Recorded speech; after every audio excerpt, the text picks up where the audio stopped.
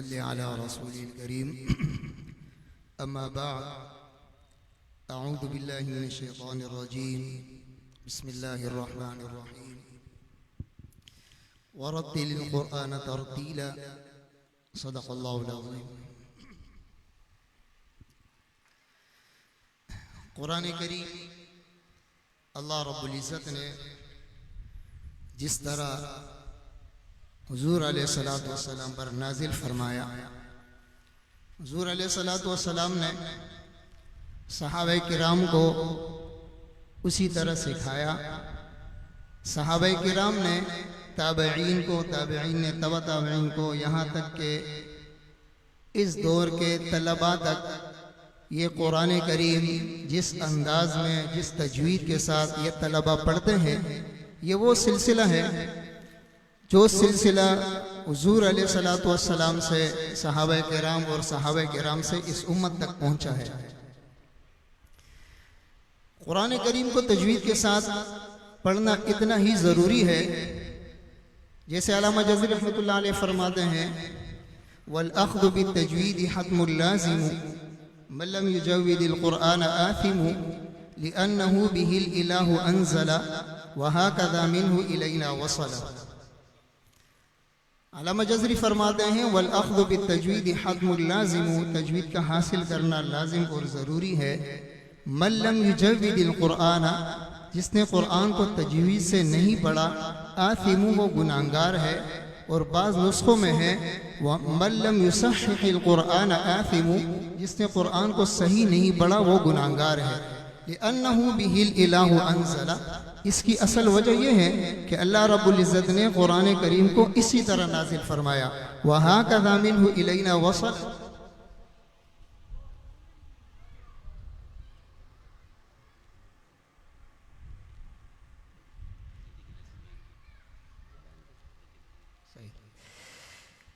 لِأَنَّهُ بِهِ الْإِلَهُ أَنزَلَ، اس کی وجہ یہ ہے کہ قرآن کریم کو اللہ نے اسی طرح یعنی تجوید کے ساتھ ہی نازل فرمایا ہے.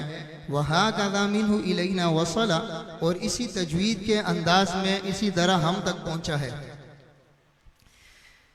قرآن کریم کے الفاظ، جس طرح قرآن کریم کے معانی کو اللہ رب العزت نے محفوظ فرمایا ہے، علماء کرام معانی پر، علماء کرام نحو پر، صرف پر، اسی طرح تفسیر پر، علم تفسیر پر محنت کر رہے ہیں اور قرآن کریم کی حفاظت کر رہے ہیں.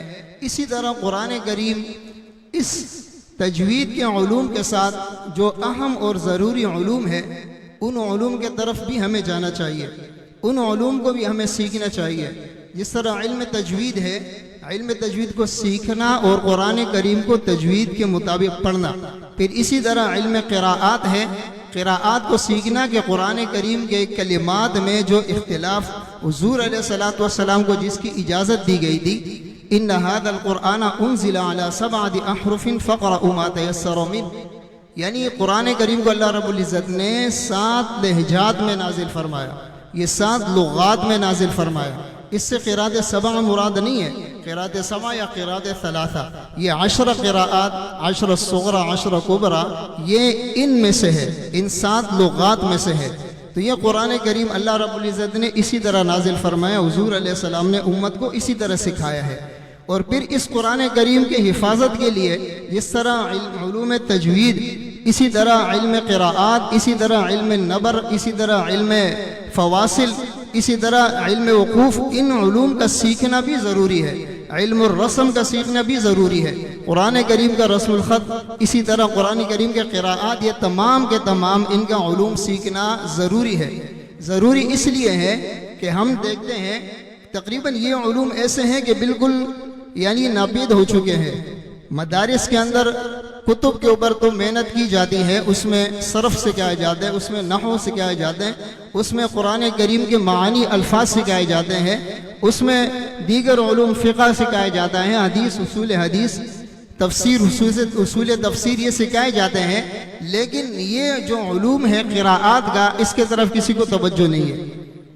تو قاری صاحب نے جو یہ ترتیب بنائی ہے، یہ انہوں نے جو الرواق یہ بنایا ہے، یہ اسی لیے بنایا ہے کہ اس فن کو، اس علوم کو آگے ہم پہنچائیں. اور اس پر ہم نے بھی ایک تنظیم بنائی ہے اسی طرح لجنت القراء کے نام سے. تو ہمارا بھی یہی مشن ہے کہ قرآن کریم صحیح پڑھنا یعنی یہ عام ہو جائے, قرآن کریم صحیح پڑھنا بھی عام ہو جائے, قرآن کریم کا صحیح انداز بھی ہم سیکھیں صحیح طرح. اسی طرح جو نئے قراء ہیں ان کو ہم اسٹیج پر لائیں اور ان کی حوصلہ افزائی ہو. تو اس کے لیے ضروری ہے کہ قرآن کریم ایسے حضرات سے پڑھا جائے جو قرآن کریم صحیح پڑھاتے ہیں.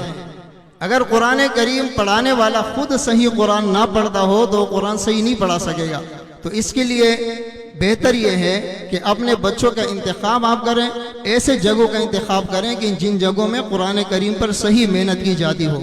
اللہ رب العزت ان کلمات پر جو میں نے کہے مجھے بھی عمل کرنے کی توفیق دے, آپ کو بھی عمل کرنے کی توفیق دے. وآخر دعوانا ان الحمدللہ رب العالمین.